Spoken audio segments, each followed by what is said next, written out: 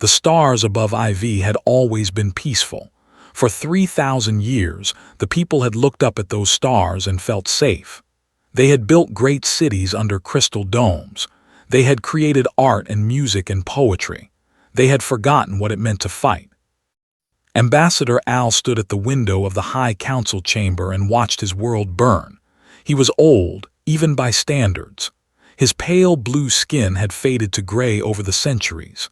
His 4 eyes, once bright with hope, now held only fear. The swarm had come without warning.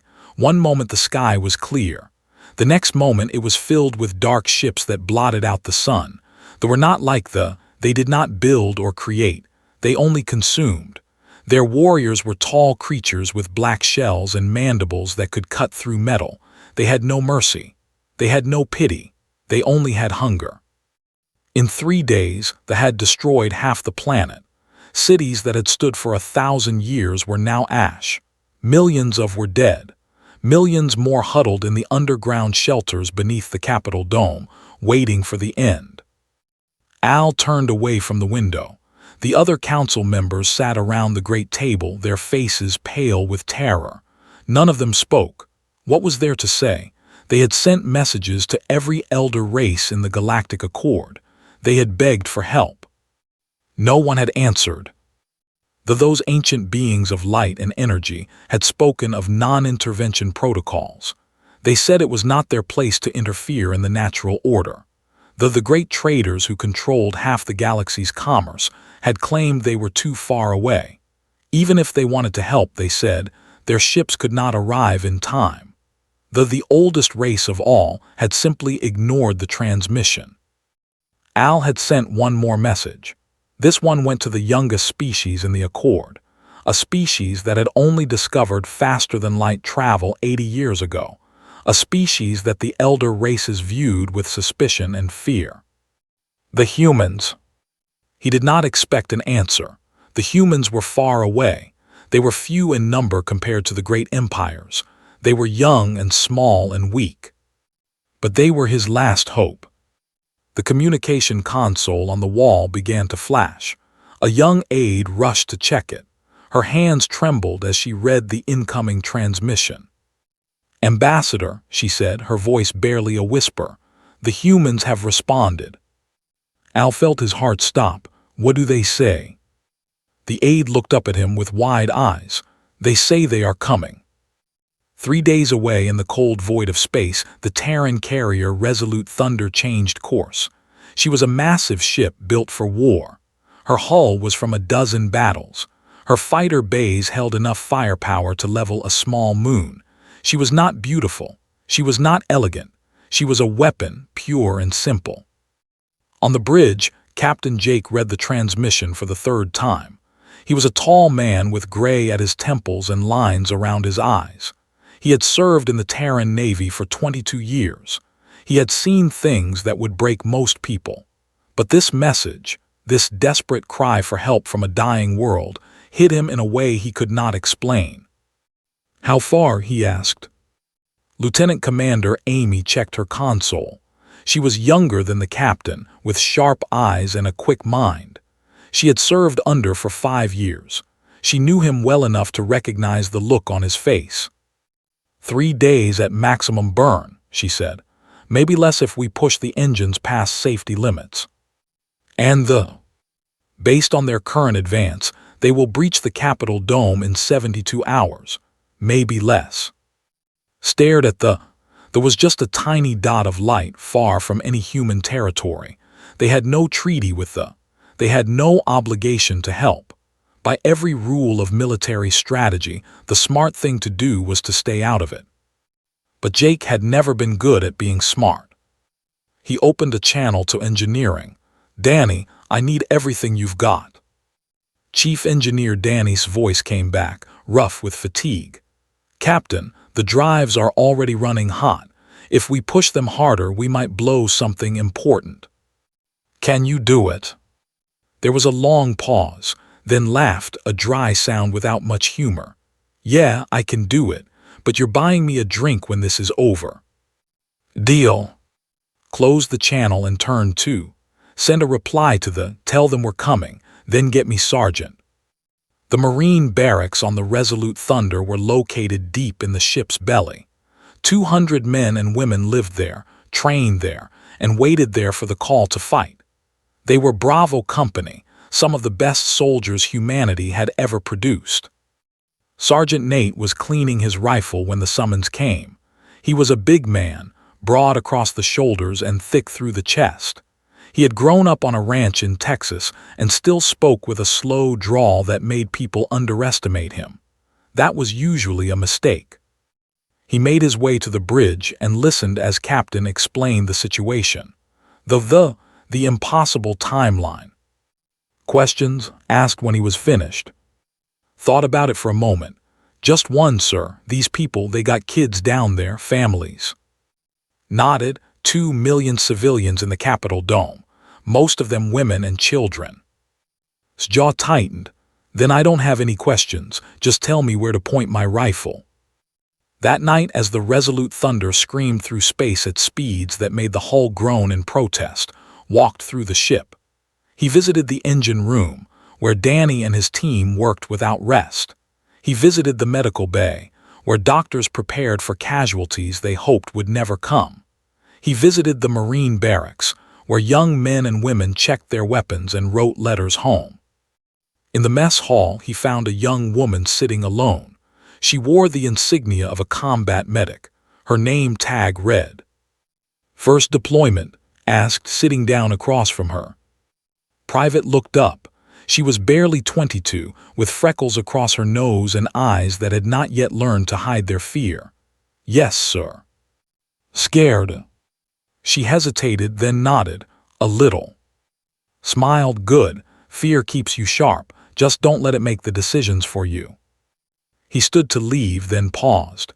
Do you know why we're doing this? Why we're flying into a fight that isn't ours? She shook her head. Because someone has to, he said simply. And if not us, then who? He walked away, leaving her to think about that. In 3 days, they would reach IV. In 3 days, they would either save a world or die trying. But for now, they flew on through the darkness, a single ship carrying the last hope of a dying people. The Resolute Thunder shook as she pushed through space faster than she was ever meant to go. Deep in the engineering section, Danny wiped sweat from his forehead and watched the temperature readings climb into the red zone. Come on, old girl, he muttered to the ship.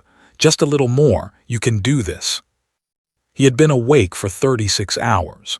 His team worked in shifts, but Danny could not bring himself to rest.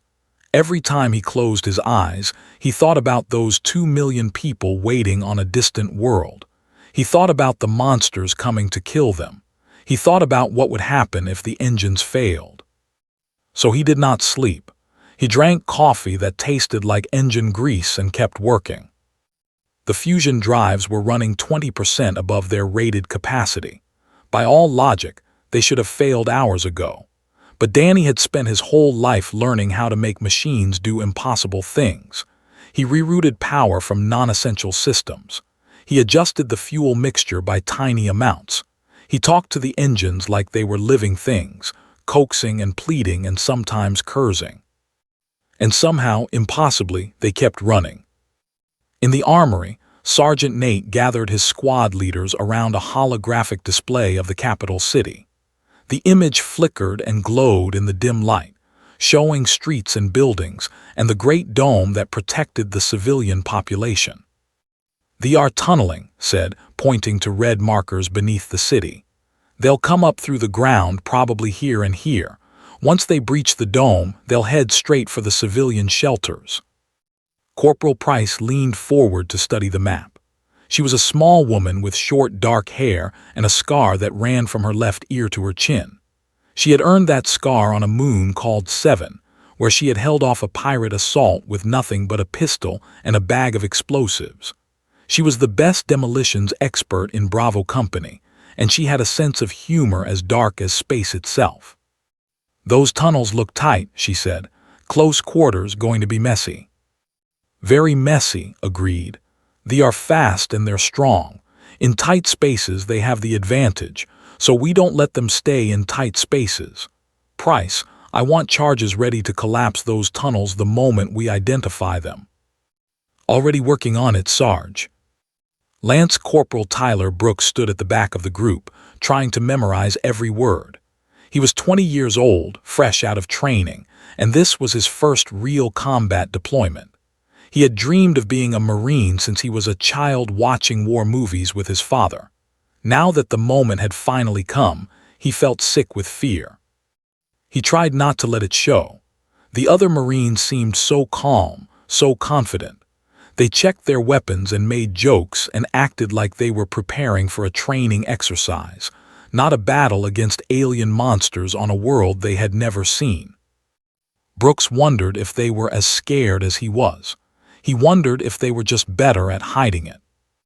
After the briefing, he found himself walking through the ship's corridors without any real destination. He ended up in the observation deck, a small room with a wide window that looked out at the stars. The view always made him feel small and insignificant, but tonight it also made him feel strangely at peace. He was not alone. Private sat on the floor beneath the window, her medical kit spread out around her. She was counting supplies and making notes on a small tablet. "Hey," Brooks said. She looked up. "Hey yourself." He sat down across from her, leaning his back against the cold metal wall. "What are you doing?" "Trying to figure out how to treat aliens." She held up a data chip. "They sent us their medical files. Their blood is silver. Can you believe that? Silver blood." "Sounds pretty." Laughed, but there was no joy in it. "I just hope I don't have to find out. I became a medic to help people, not to watch them die because I don't understand their anatomy." Brooks was quiet for a moment. "You'll figure it out. You're smart." "Thanks." She paused, then added, "You nervous?" "Terrified," he admitted. "Me too." They sat together in silence, two young people flying toward a war they might not survive. Outside the window, the stars seemed to watch them with cold, distant eyes. On the bridge, Captain received an update from the news was not good. They had increased their assault. The outer districts of the capital had fallen. The defenders were being pushed back on all fronts. Ambassador Al appeared on his pale face drawn with exhaustion and fear. "Captain, I must be honest with you. We may not survive until you arrive. They are relentless. Our defenses are failing." Leaned forward in his chair. "Ambassador, we are coming. I need you to hold on. We are trying, but our people do not know how to fight. We abandoned war centuries ago. We thought we were being civilized. Now I wonder if we were simply being foolish." "You weren't foolish," said. "You chose peace. That's never foolish. But sometimes peace isn't a choice you get to make alone.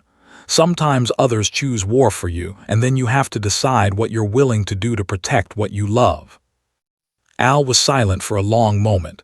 "And you, Captain, what are you willing to do?" "Did not hesitate, whatever it takes." After the transmission ended, Lieutenant Commander approached the captain's chair. "Sir, I've been studying the attack patterns. They're not just killing, they're harvesting." "Harvesting?" They're taking them alive. We've detected transport ships moving bodies back to the Hive fleet." Felt a chill run down his spine. "For what purpose?" "I don't know, food maybe, or something worse." He closed his eyes and thought about the 2 million people huddled in those shelters. Thought about what awaited them if the Marines did not arrive in time. When he opened his eyes again, they were hard as stone. "Tell engineering to push the engines harder. Danny says they're already at the breaking point." "Then tell him to go past it." Nodded and turned to her console. She understood. They all understood. There were things worse than death, and they were offering all of them. That night, Sergeant gathered Bravo Company in the mess hall. 200 Marines stood shoulder to shoulder, their faces serious, their eyes fixed on their sergeant. "I'm not going to lie to you," said. "This fight is going to be hard. They are dangerous. Some of us are not coming back. But those people down there, those aliens we've never met, they're counting on us. They sent a message into the void, hoping someone would answer, and we did. He paused, looking around at the faces of his Marines. I don't know about you, but I didn't join this outfit to let innocent people die. So when we hit that ground, we hit it hard. We show those bugs what happens when you mess with people under Terran protection, and we bring every single one of those civilians home safe. Understood. The response was a thunderous roar. Yes, Sergeant. Allowed himself a small smile. Good, now get some rest. Tomorrow we go to war. Resolute thunder dropped out of faster-than-light travel in a flash of blue light. Below her, the world of IV burned. Fires covered the night side of the planet like orange wounds. Smoke rose in great columns that could be seen from orbit. Captain stood on the bridge and stared at the destruction. He had seen war before. He had seen planets by conflict. But this was different. This was extermination. Hive ships bearing 270, Lieutenant Commander reported. They're moving to intercept. How many? 12 plus fighter screens. Nodded. Launch our fighters. Keep those Hive ships busy. We need to get the Marines on the ground. The carrier's fighter bays opened, and dozens of sleek attack craft screamed into the void. They hit the formation like a hammer, their weapons flashing in the darkness. The alien ships turned to meet them, and suddenly the space above IV became a swirling chaos of fire and metal. Down in the landing bay, Sergeant led his Marines to there. The vessels were ugly, boxy things designed for one purpose: to deliver soldiers into hell and keep them alive long enough to fight. Mount up, shouted over the roar of engines. Let's move. The Marines climbed into their ships with practiced speed. Corporal Price checked her demolition charges one last time. Lance Corporal Brooks gripped his rifle so hard his knuckles turned white. Private sat near the door, her medical kit strapped to her back, her heart pounding in her chest. The doors slammed shut. The launch clamps released, and then they were falling, plunging through the atmosphere of an alien world toward a battle that would change everything. On the ground, Ambassador Al stood at the window of the council chamber and watched the sky. They were everywhere. Their warriors swarmed through the outer districts, killing everything they found. The screams of the dying echoed through the empty streets. And then he saw them. Streaks of fire cut through the clouds. At first he thought they were missiles. They had been bombarding the city for days, but these were different. They were slower, more controlled, and they were heading for the plaza outside the Capitol dome. "What is that?" one of the council members asked, his voice trembling. Al did not answer. He watched as the fiery streaks grew closer, larger. He watched as they resolved into shapes, blocky vessels trailing smoke and flame. He watched as they slammed into the ground with enough force to crack the stone. For a moment, nothing happened. The warriors in the plaza turned toward the landed ships, their mandibles clicking in confusion. Then the hatches opened. The humans came out of the smoke like ghosts. They were armored in dark metal, their faces hidden behind helmets, their weapons already firing. They moved with a speed and precision that Al had never seen. Each movement was efficient, deadly. They wasted nothing. The first warrior died before it could react. The second fell a heartbeat later, and then the plaza erupted into chaos. Sergeant was first off his. He hit the ground running, his rifle barking in short, controlled bursts. A came at him from the left, its claws raised to strike. He put 2 rounds through its head and kept moving. "Bravo Company, form up," he shouted. "Price, take your team to the east entrance. Brooks, you're with me. We're going underground." The Marines split into groups with fluid efficiency. They had trained for this moment their entire careers. They knew their roles, they knew their targets, and they knew that 2 million lives depended on them. In the council chamber, Al watched in stunned silence. He had studied humans, of course. All members of the Galactic Accord had files on the young species. The files described them as aggressive, unpredictable, and prone to violence. But the files had not prepared him for this. The humans did not fight like animals. They fought like a single organism, each part moving in perfect harmony with the others. They covered each other, supported each other, protected each other. When one fell, another took their place. When a broke through their lines, 3 humans converged to destroy it. "By the stars," Al whispered, "what are they?" A young aide stood beside him, her 4 eyes wide with wonder. "They are soldiers, Ambassador, true soldiers." Below, the battle raged on. Sergeant led his squad into the tunnels beneath the city. They had dug deep, creating a maze of passages that twisted and turned through the rock. It was dark down there, dark and hot, and filled with the clicking sounds of alien monsters. Brooks moved through the tunnels with his weapon raised. His fear had not gone away, but something strange had happened when the shooting started. The fear was still there, but it no longer controlled him.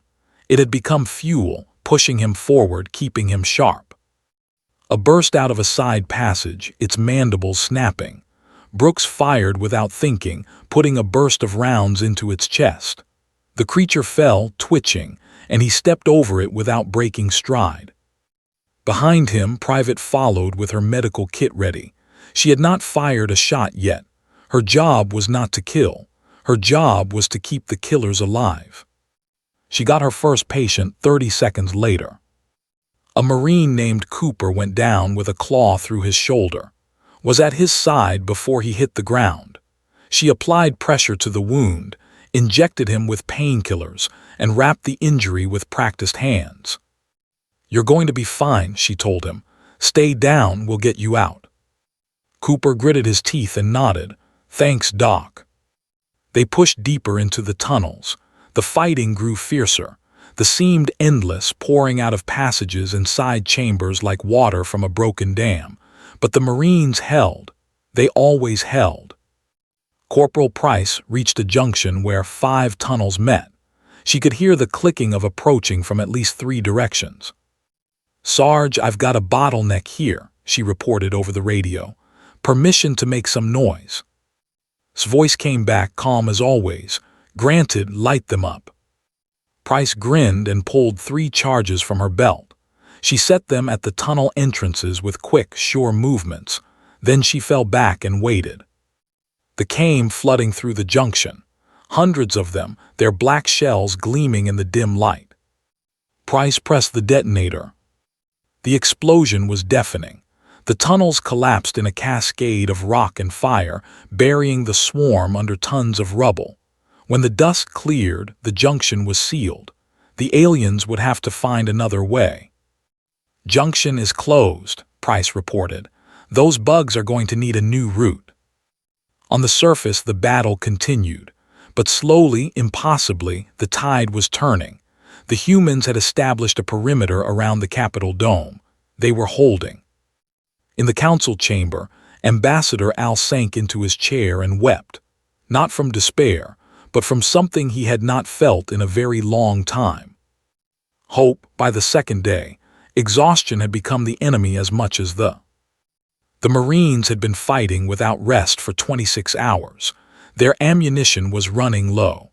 Their bodies ached with a bone-deep weariness that no amount of stimulants could cure. But they held the line.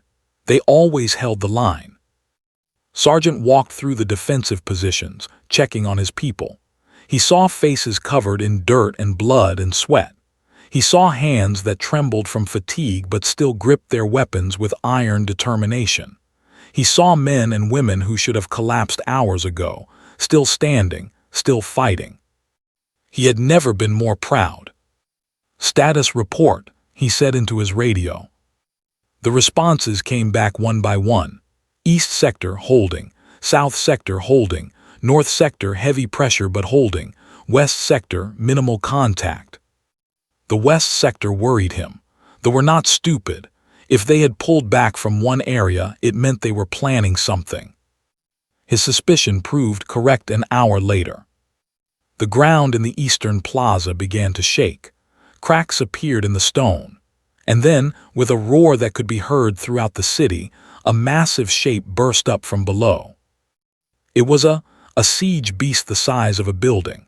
Its body was covered in armored plates, and its mouth was a ring of spinning teeth designed to chew through rock. Behind it came thousands of warriors, pouring out of the hole like ants from a kicked nest. "All units to the East Plaza," shouted.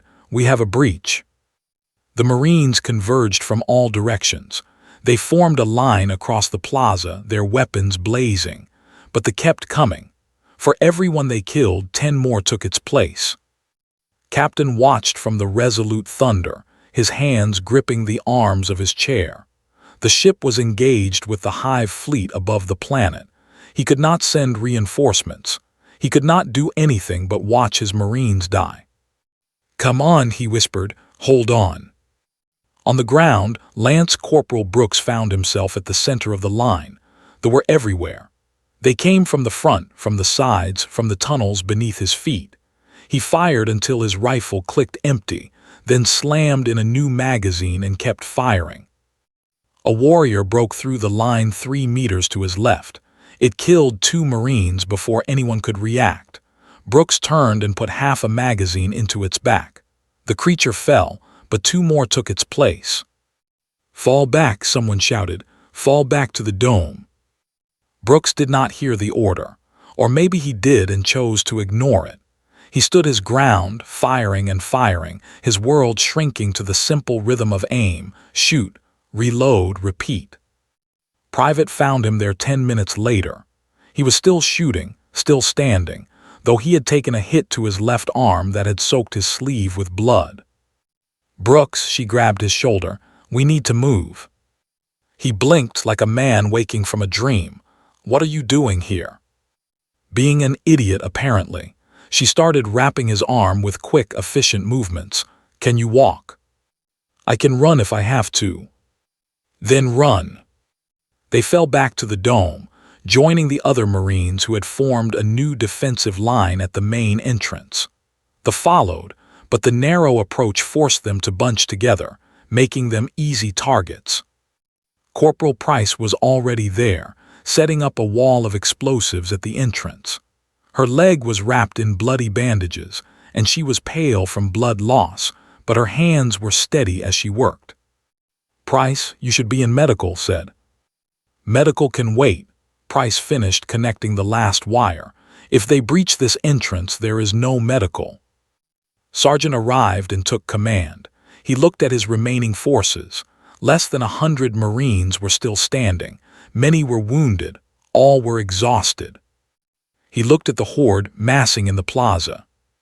He looked at the dome behind him, where 2 million civilians waited in terror. "Fix bayonets," he said quietly. The Marines looked at him. Some were confused, some were scared. But one by one, they pulled out their blades and attached them to their rifles. Brooks felt a strange calm settle over him as he fixed his own bayonet. This was it then. This was how it ended. Not badly, he thought. Not badly at all. Stepped forward to address his people. His voice was rough with fatigue, but it carried clearly across the line. "I know you're tired. I know you're hurt. I know some of you are scared. That's okay. Being scared means you're smart enough to understand what's happening, but I need you to put that fear aside just for a little while longer. Those people behind us have no one else. If we fall, they die, all of them, every man, woman, and child, and I'm not going to let that happen, not today, not ever. So when those bugs come through that plaza, you stand your ground, you hold the line, and you show them what humanity is made of." The Marines did not cheer. They were too tired for that, but something changed in their eyes. The fear did not disappear, but it was joined by something stronger: determination, defiance, a refusal to give up, even in the face of impossible odds. They charged. They came in a wave of black shells and snapping mandibles, their feet thundering on the stone. They were terrifying, inhuman, unstoppable. And the Marines met them head-on. The fighting was brutal. There was no room for tactics or strategy. It was simply kill or be killed, a primal struggle for survival. Rifles fired until they were empty, then became clubs. When the clubs broke, the Marines fought with knives and fists and teeth. Brooks found himself face to face with a warrior twice his size. He thrust his bayonet into its chest, felt the blade scrape against alien bone, and twisted. The creature screamed and fell. Another took its place. Price detonated her charges when they threatened to overwhelm the entrance. The explosion killed dozens of aliens and bought precious seconds of breathing room. Dragged wounded Marines behind the line, patching wounds with one hand while firing her pistol with the other.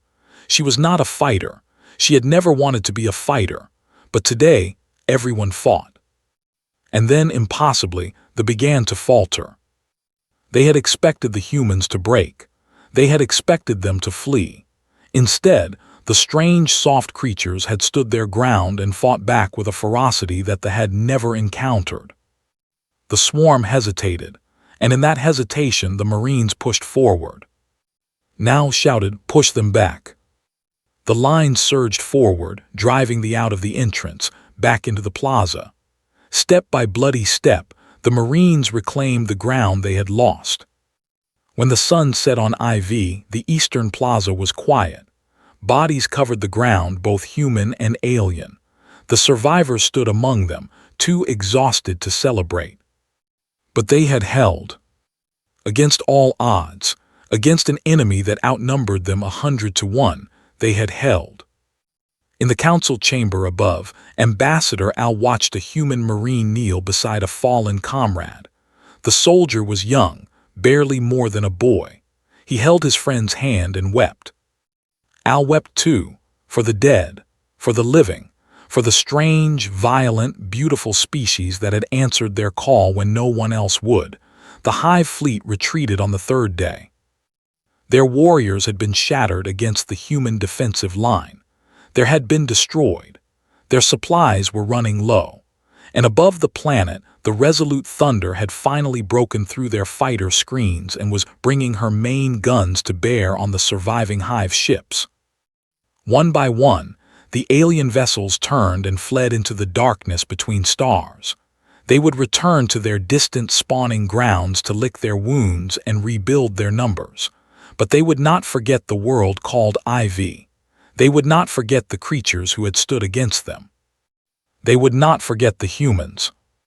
Captain watched the last Hive ship disappear from his sensors. He felt no triumph. He was too tired for that. He was too aware of the cost. "Casualties?" he asked quietly. Lieutenant Commander checked her display. Her voice was steady, but her eyes were wet. 82 dead, another 46 wounded, 12 of them critical. 82 Marines, 82 men and women who would never go home, 82 families who would receive letters that began with the words, "We regret to inform you." Closed his eyes. He knew every one of their names. He would carry those names for the rest of his life. But 2 million were alive. 2 million innocent people who would have died without them. He held on to that thought like a lifeline. On the surface, the survivors began the long work of cleanup. Bodies were collected, both human and alien. The dead were treated with respect, laid out in rows and covered with sheets. The wounded were brought to the medical stations that had been set up inside the dome. Private had not slept in 4 days. Her hands were stained with blood, both red and silver. She had treated more patients than she could count, human and alike. She had saved some. She had lost others. She was sitting on a crate outside the medical station when a woman approached her. The alien was tall and slender, with pale blue skin and 4 large eyes that glistened with tears. She held a small child in her arms, a girl no older than 5 or 6 by human standards. Recognized the child. She had treated her on the first day, patching a wound that would have been fatal if left alone. The woman did not speak English. The translator device she wore had been damaged in the attack, but she did not need words. She took hands in her own and held them tightly. Tears streamed down her face. Her body shook with silent sobs. Understood, some things did not need translation. She squeezed the woman's hands back and smiled. "You're welcome." Sergeant found her there an hour later. He looked different than he had before the battle. older somehow, heavier. "You did good," he said. She looked up at him with red-rimmed eyes. "Did we win, Sarge?" He thought about the question for a long moment. "We held the line. We saved the people we came to save. I guess that's as close to winning as we're going to get." 82 dead. Yeah, he sat down beside her on the crate. 82 dead and 2 million alive. That's a trade I'll make every time, even when it hurts. Was quiet, then she asked, "Does it ever stop hurting?" "No," said honestly, "but you learn to carry it. You put it somewhere deep inside and you keep moving forward, because there's always another fight. There's always someone else who needs help, and if you let the pain stop you, then all those deaths were for nothing." She thought about that for a while. "I don't know if I can do this again." "Maybe not," stood up, "but I think you can. I've been doing this a long time. I know a real soldier when I see one." He walked away, leaving her to think about his words. 3 days later, Captain stood before the High Council. The chamber had been damaged in the attack, and repair crews were still working to fix the walls and ceiling.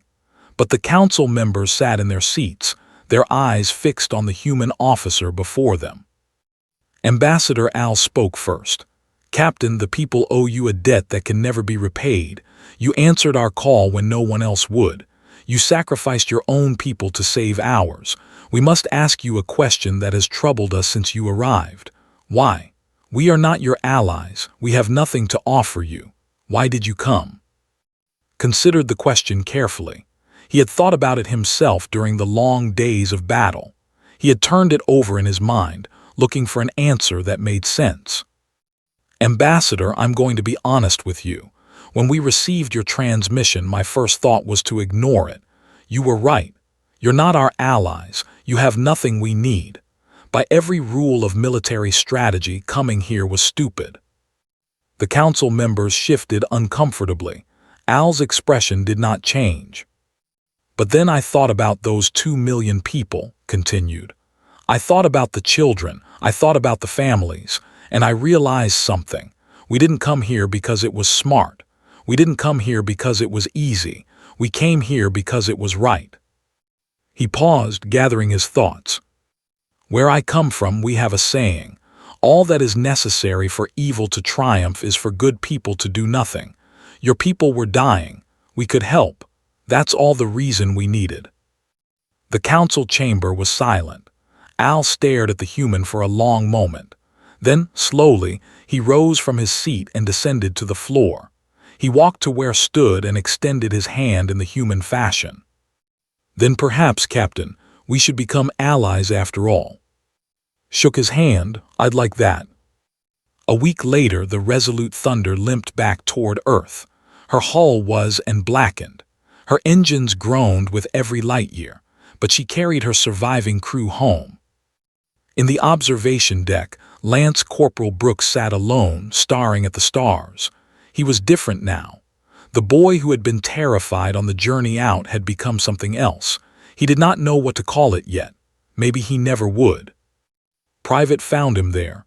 She sat down beside him without speaking. They had not talked much since the battle, but somehow words did not seem necessary. "What do you think happens now?" Brooks finally asked. Consider the question. We go home, we rest, we heal, and then we wait. Wait for what? For the next call. There's always another call. Brooks nodded slowly. He thought about the mother who had wept over her daughter's body. He thought about the Marines who had died holding the line.